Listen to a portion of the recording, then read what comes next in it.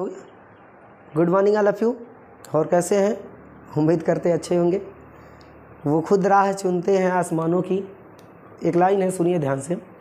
वो खुद राह चुनते हैं आसमानों की, अब परिंदों को नहीं दी जाती तालीम उड़ानों की। वो खुद राह चुनते हैं आसमानों की, अब परिंदों को नहीं दी जाती तालीम उड़ानों की। और जो रखते हैं हौसला आसमान छूने की, परवाह नहीं होती गिर जाने की। इन्हीं शब्दों के साथ हम स्टार्ट करते हैं।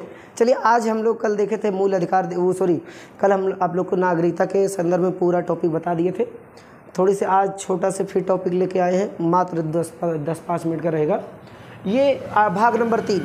तो भाग नंबर 3 जानने से पहले थोड़ी से मुझे इतिहास जाननी है।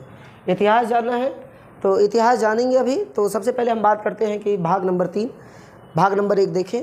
भाग नंबर 1 में उल्लेख किसका है? भाग नंबर 1 में उल्लेख है भारत राज्यों का संघ होगा। भाग नंबर 2 में उल्लेख किसका है? भाग नंबर 2 में उल्लेख है हमारा जो है कि नागरिकता। भाग नंबर 3 में बात करते हैं।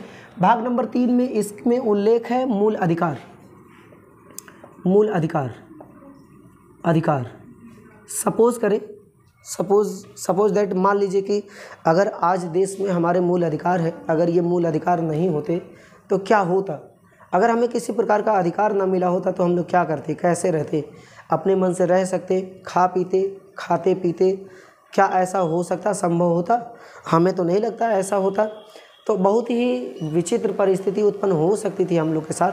तो ऐसा है, तो हम लोग मूल अधिकार पढ़ रहे हैं। तो भारत सरकार, हम सभी को भारत सरकार ना कह करके संविधान के माध्यम से हम लोग को मूल अधिकार मतलब अधिकार दिया गया। वो अधिकार हमें ये जानना ज़रूरी है, अधिकार कौन कौन से हैं। अगर अधिकार नहीं होता तब क्या होता? आप लोग एक बार चिंतन करें इस बात के लिए, सोचें क्या है अगर हमारे पास अधिकार नहीं होता।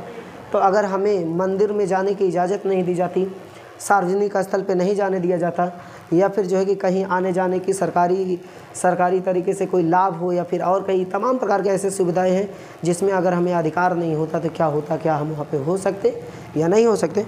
चलिए बात करते हैं कि देखिए कि एक बात करते हैं, इंग्लैंड की बात करते हैं। इंग्लैंड मतलब ब्रिटेन में एक राजा हुआ करते थे जिसका नाम है राजा जॉन। उनका नाम है राजा जॉन। वहाँ वो राजा थे उस जगह पे, और वहाँ पे राजा होने के नाते वहाँ की जनता, राजा उस पे मतलब जनता के ऊपर थोड़ी सी जनता राजा से मांग करने लगी। कोई ना कोई कारण रहा, कोई मुसीबत रही होगी या कोई दिक्कत रहा होगा। तो ये राजा जॉन सिंह से क्या है कि मांग करने लगे कि वहाँ की जनता की हमें मूल अधिकार दीजिए, मुझे कुछ अधिकार देना चाहिए। तो वहाँ की शॉर्ट में बता रहे हैं, बात को समझना। तो राजा जॉन वहाँ के जो है कि भारत की जनता को भारत के नहीं, वहाँ के जनता को क्या है कि कुछ न कुछ मतलब अधिकार दिए लिखित रूप से। इसी को आज जो लिखित रूप से वहाँ पे दिया गया था राजा जॉन सिंह के द्वारा वहाँ की जनता के लिए, वही अधिकार आज सभी देश में लागू है। वही अधिकार आज पूरे देश में लागू है।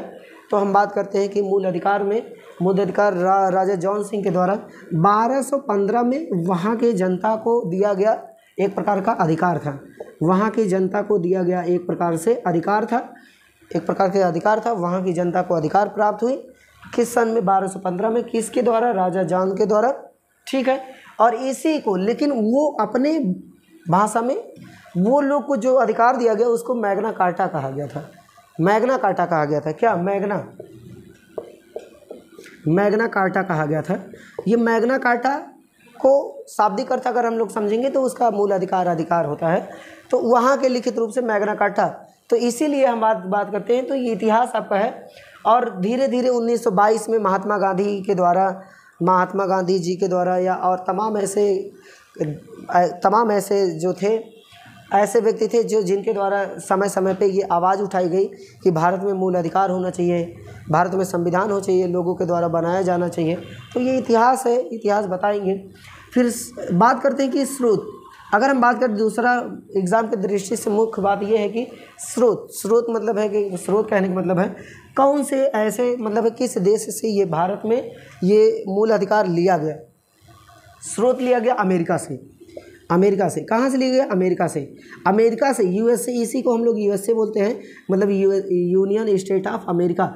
ये अगर हम बात करेंगे कि भारत में मूल अधिकार किस देश से लिया गया है, भारत में मूल अधिकार अमेरिका से लिया गया है, ये है। और 1922 जो हम डेट लिखे इसमें महात्मा गांधी जी, इसमें गांधी जी जो है कि गांधी जी संविधान की मांग किए थे। गांधी जी इसमें संविधान की मांग किए थे, भारत में संविधान होना चाहिए, और इसमें कुछ अधिकारों के जिक्र भी किया गया था 1922 में। यह बात कंफर्म है।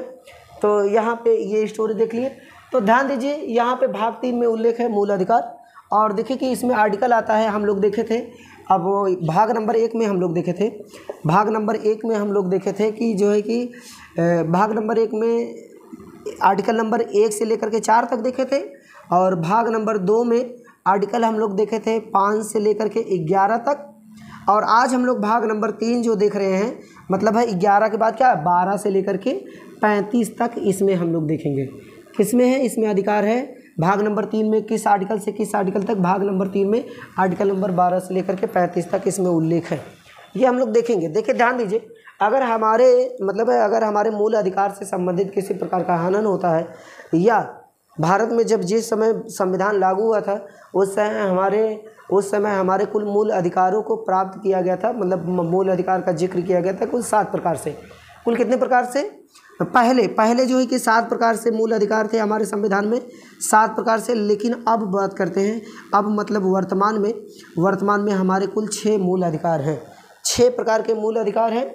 पहले 7 थे, अब 6 है। एक जो 7वां मूल अधिकार था, इसको हम लोग कहते हैं संपत्ति का अधिकार। संपत्ति का अधिकार वर्तमान में संवैधानिक अधिकार या फिर जो है मूल अधिकार है, लेकिन ये संपत्ति हमारा जो है अधिकार नहीं है, संवैधानिक अधिकार है।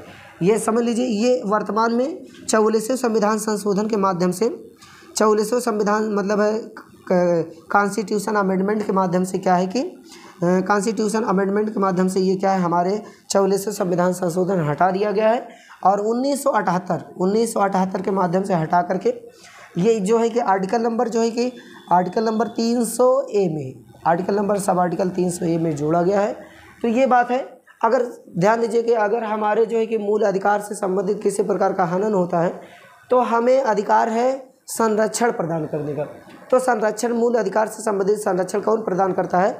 मूल अधिकार से संबंधित संरक्षण हमें प्रदान करता है सुप्रीम कोर्ट और हाई कोर्ट। सुप्रीम कोर्ट और हाई कोर्ट, एससी मतलब सुप्रीम कोर्ट, एचसी मतलब है high court. Supreme court, high court. और एक बात यहाँ से और बता दें, अगर हमें मूल अधिकार से संबंधित किसी प्रकार का हनन होता है तो हम लोग सुप्रीम कोर्ट में जा सकते हैं आर्टिकल नंबर 32 के तहत।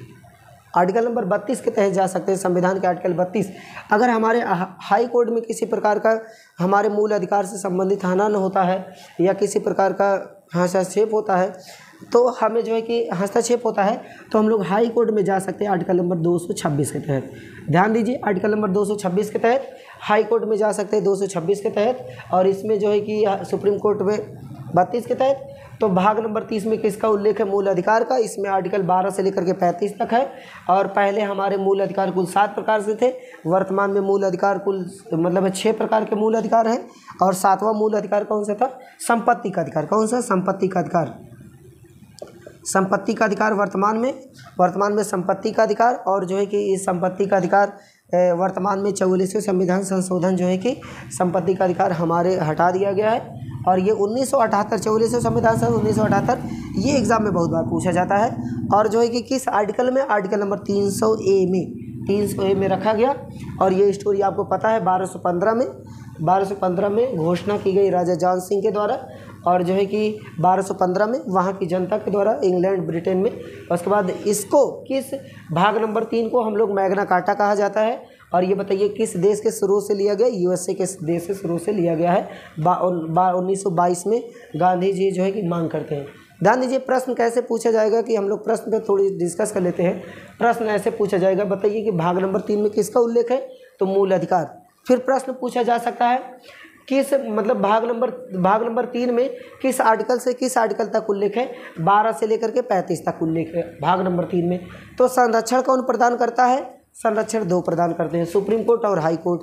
किससे संबंधित? मूल अधिकार से संबंधित।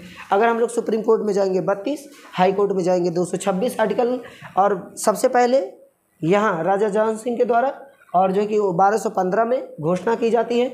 जो घोषणा की जाती है उस समय मैग्ना कार्टा।